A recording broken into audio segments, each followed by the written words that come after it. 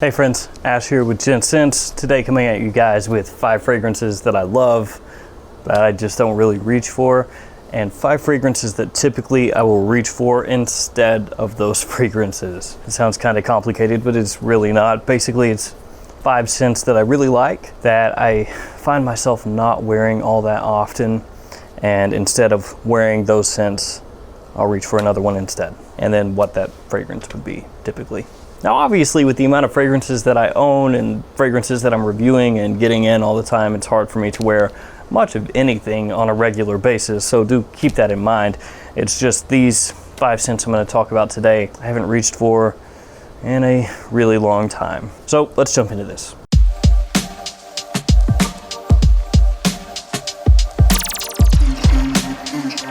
All right, first up is going to be this fragrance, Prada L'Homme Water Splash.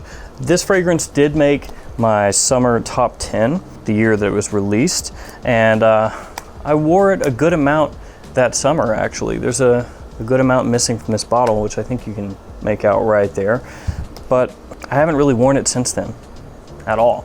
And instead, I find myself reaching for this one, Prada L'Homme Low. And yeah, most of the fragrances I talk about here today are going to be similar.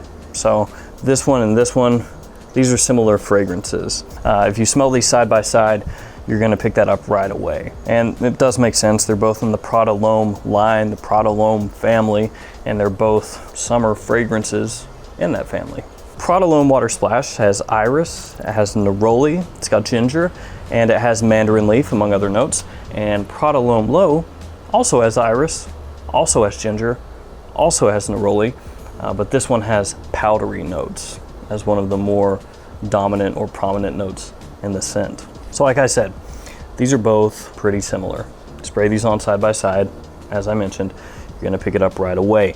Prada L'Homme Water Splash does come in a different bottle size and different bottle style. This one's 150 milliliters, whereas this one here is 100, though there are different bottle sizes for this one that you can pick up, obviously. This one comes in the larger bottle size because, as the name kind of hints toward, water splash, this is more a type of fragrance that you're gonna spray on to feel refreshed, to feel clean, that you're not really expecting to get a huge amount of performance from. Now, that being said, Prada L'Homme Low is not really a killer as far as performance goes. It's not the type of fragrance that's gonna fill up a room with projection. It's not the type of fragrance that's gonna last 12 hours, but it's gonna get the job done in most spring and summertime settings and situations. So why do I reach for this one over this one?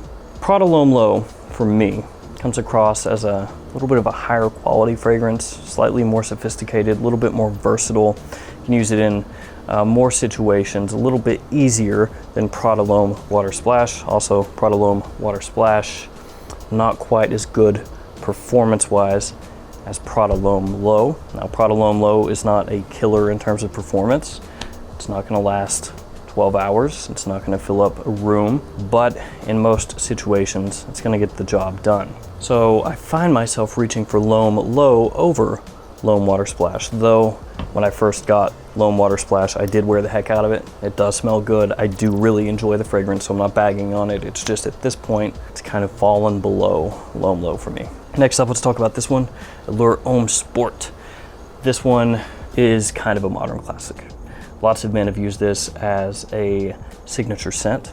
Very versatile, big compliment puller, really nice fragrance. Obviously, I've got the larger 150 ml size bottle here. Like I said, these are fragrances I like, but instead of this one, I'm usually gonna reach for this one, Versace Pour Homme. Yeah, I know some people are gonna say, no, how could you? But I have kind of a personal affinity for Versace Pour Homme. For a long time, this was one of my top dumb reach fragrances. The kind of scent that when you're going to the office, even going on a date, going out with friends, you can grab, spray on, and know it's gonna work. I use this a lot. So I do have kind of an attachment to this one that I don't necessarily have to this one. And some people will tell you that these two fragrances are pretty similar. Now, when you spray them on side by side, there are noticeable differences, but also you're gonna pick up some similarities. So I do see where people are coming from with that. Now I'm going to tell you straight up, the Chanel is a higher quality fragrance. If we're just talking about the makeup of the scent itself, when you spray it on, it smells like a higher quality fragrance. It smells like a more expensive fragrance, and that's because it is. That being said, from discounters, Versace Signature is a great buy. It doesn't cost too much. People are gonna love it in general. It's fresh, it's clean, a little bit sweet, and is extremely versatile. So this one, Allure Homme Sport, has C notes, it has orange, it's got tonka and vanilla, so a good amount of sweetness in here as well, and aldehydes. This one, Versace Signature, has neroli and tonka, so you do have tonka across both scents, but instead of orange, this one is gonna have lemon and bergamot, so kind of a citrus combination going on here. This one comes down mainly to, again, that affinity, that attachment that I do have to Versace Signature, and it could be the exact opposite for you. You could have grown up wearing a lot of this, and so you have an attachment to this fragrance, and then you only got this one as like a cheap backup to this fragrance, you know, something to wear when you don't want to wear the Chanel, but you want a similar feeling for a lower price. A lot of people will go for Versace Pour Homme in that circumstance. For me though, when I want the feeling that this fragrance conveys, the first thing that pops into my mind is this one, and that's just because of how much I wore it over the years. So that one ends up getting the nod over this one most of the time. And let's keep it with the Versace thing here and just go to this one, Versace Man. You may be more familiar with Versace Man Eau Fraiche, which was a flanker that came out after this fragrance. This fragrance is now discontinued. It was really, really easy to find for a long time in like the $30 range, $25 range, but it's been getting harder to find lately. I can't tell you how much this is gonna go for in the future. Some discontinued fragrances go for crazy amounts, others go for like 50 bucks, so we'll have to wait and see. I do love this fragrance. I've talked about it a number of times on the channel, especially in the past, but rather than wear that one, especially with it being discontinued, typically I'm gonna wear this one instead, Versace Oud Noir. Now, Oud Noir does not smell the same as Versace Man. That being said, when you spray these on in the opening, they are quite similar.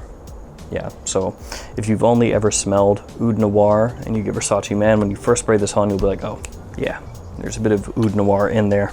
Or actually, no, it would be the other way around. There's a little bit of Versace Man in Oud Noir. Now this one has amber, cashmere, tobacco, and saffron. It's Versace Man. Doesn't really smell anything at all like Versace Man Eau Fraiche. So if you've only ever smelled Man Eau Fraiche, you can't really draw a comparison between that one and this one. They're 100% different.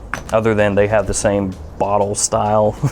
That's about it. This one also has saffron. That's gonna be one of the main comparisons you can draw between this fragrance and Versace Man. Of course, there's also oud in here along with cardamom, so it's gonna have this nice, sweet, spicy appeal to it. The oud in here is not too aggressive, not too animalic, not too in your face.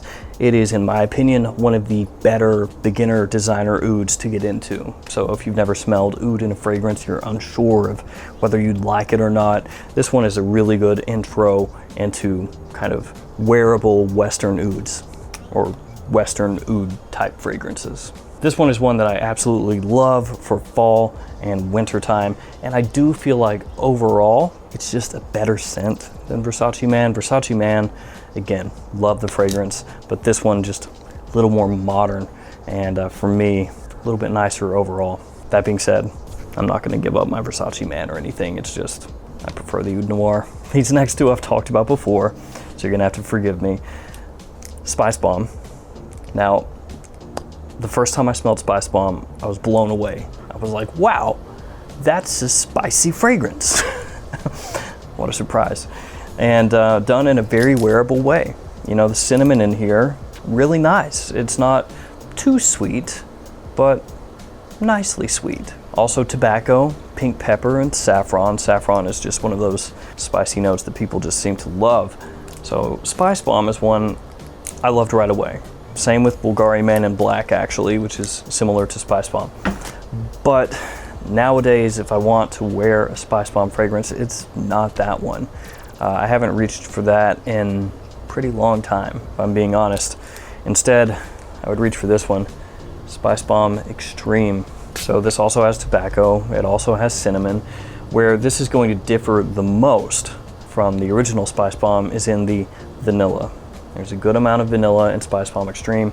Kind of takes a little bit of the edge off of the spiciness in the scent, which some people like and some people don't like. Some people like the more aggressive, in your face, spicy feel of the original Spice Bomb. Some people like the slightly sweeter, slightly more rounded edge of Spice Bomb Extreme, and I'm one of the people that likes this one more. There's also an oud accord in here, there's cumin in here, but it does not come across animalic. It is mainly spices with a good dose of kind of a dark vanilla. Oh, and of course, tobacco. So for me, Spice Bomb Extreme is the one to go with.